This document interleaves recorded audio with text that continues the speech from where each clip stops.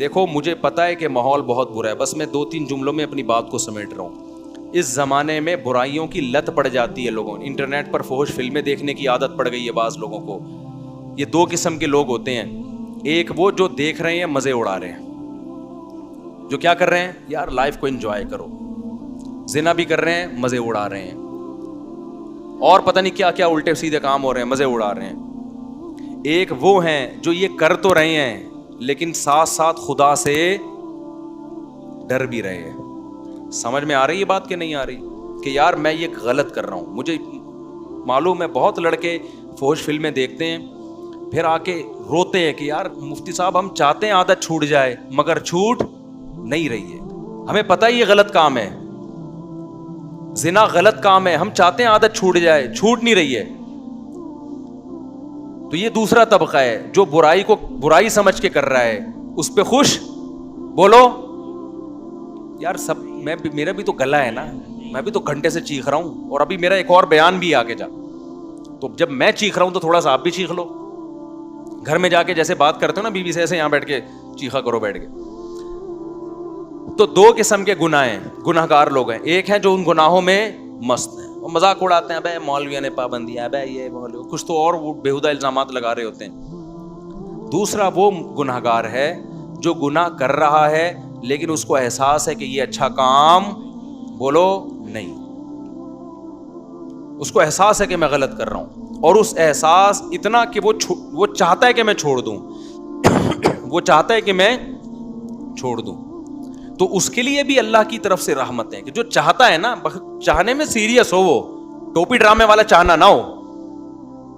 ایک چاہنا یہ ہوتا ہے کہ میں پہلے اچھی طرح گناہ کر لوں, جب 55 سال کا ہو جاؤں گا تو چھوڑ دوں گا میں.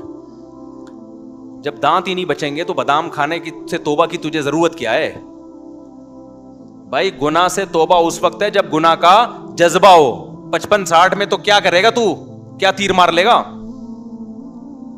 تو یہ جو گناہ کی ہماری قسم ہے نا کہ چاہتا ہے مگر پھر بھی ہو رہا ہے, اگر یہ چاہتا ہے تو دیکھو اس کو چھوڑنے کے کچھ نسخے ہیں, وہ نسخے اختیار کرنے پڑیں گے. اگر کر رہے ہو اس کا مطلب واقعی چاہتے ہو, اور یہ میں مانتا ہوں کہ بعض گناہوں کی لت پڑ جاتی ہے, وہ ایک دم سے نہیں چھوٹتے, توبہ کر کے بھی بعض دفعہ ہو جاتے ہیں وہ گناہ.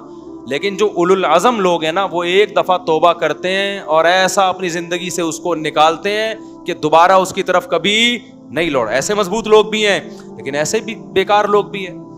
ادھر توبہ کی پھر ہو گیا, پھر توبہ کی پھر ہو گیا, پھر توبہ کی پھر گناہ ہو گیا, پھر توبہ کی. تو ایسے لوگ 2 بلکہ 3 کام پابندی سے کریں. 3 کام جو چاہتے ہیں, جو نہیں چاہتے ان کا تو اللہ میاں نے بتا دیا کہ تمہارا تو بیڑا غرق ہونے والا ہے. لیکن جو چاہتے ہیں نا انہوں نے 3 کام کرنے ہیں. یہ 3 کام کریں گے تو یہ اس کی علامت ہے کہ واقعی یہ چاہتے ہیں. ایک آدمی ڈاکٹر کے پاس جائے کہ میں سگریٹ چھوڑنا چاہتا ہوں لیکن لت پڑ گئی ہے, جب نہیں ملتی تو جسم ایسے ہوتا ہے, تو ڈاکٹر اس کو طریقے بتائے گا نا. ڈاکٹر کے پاس گیا بھی اس لیے کہ واقعی چاہتا ہے یہ. اب توبہ تو کر لی لیکن جب سگریٹ کی طلب ہوگی تو دل چاہے گا نا, تو جسم ٹوٹے گا. تو ایسے ہی بعض گناہ ایسے ہیں جن کی باڈی کو عادت پڑ جاتی ہے. ہینڈ پریکٹس ہو گیا, انٹرنیٹ پر فحش فلمیں دیکھنا, شراب, زنا, اس کی عادت کس کو پڑ جاتی ہے؟ باڈی کو. باڈی چاہتی ہے کہ یہ ہو. اصل علاج تو یہ کہ چھوڑ دو.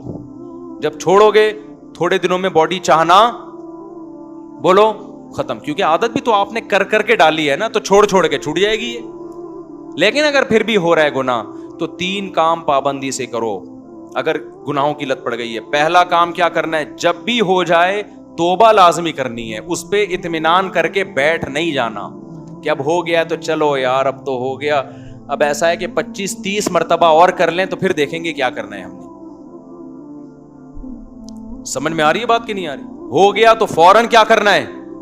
اے اللہ دل سے معافی مانگو, مجھے معاف کر دے, میں تجھ سے معاہدہ کرتا ہوں کہ آئندہ یہ جرم نہیں کروں گا. پہلا کام تو یہ فوراً کرے وہ. دوسرا کام کیا کرنا ہے؟ فوراً کوئی جرمانہ یا کوئی سزا دے اپنے آپ کو. اپنے آپ کو بغیر سزا کے چھوڑنا نہیں ہے کہ آپ نے کر لیا تو چلو ہو جاتا ہے, آخر انسان ہے. نہیں ہوتا بھائی, انسان ہے تو پھر ٹھگائی بھی انسانوں کی لگتی ہے. اپنے آپ کو کیا دینی ہے؟ ایسی سزا دینی ہے کہ دوبارہ گناہ ہوتے ہوئے انسان کو وہ سزا کا تصور آئے کہ بیٹا یہ گناہ فری کا نہیں ہے, اس کی تجھے بھاری قیمت دینی پڑے گی. وہ سزا ہر ایک کے لحاظ سے مختلف ہوتی ہے. جرمانہ بھی ہو سکتا ہے, روزہ بھی ہو سکتا ہے, نفلی نمازوں کی پابندی بھی, ہر وہ کام جس میں دل کو تکلیف ہو. وہ سزا نہ اتنی بھاری ہو کہ دی نہ جائے اپنے آپ کو, نہ اتنی ہلکی ہو کہ اس سے آپ کو تنبیہ ہی نہ ہو. بات آ رہی ہے سمجھ میں کہ نہیں آ رہی؟